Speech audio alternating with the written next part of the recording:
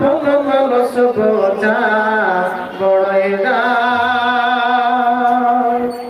একটি মা বলার জন্য একটা গান বলতে চাইছিলাম, তো এক মিনিট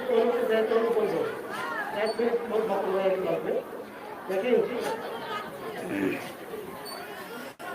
এটা লাগাও তো, টাইপ সি না, টাইপ সি আমারটা লাগাও তো।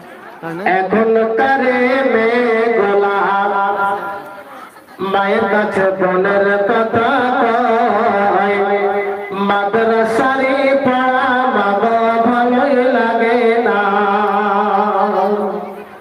এখন তারে মে গলা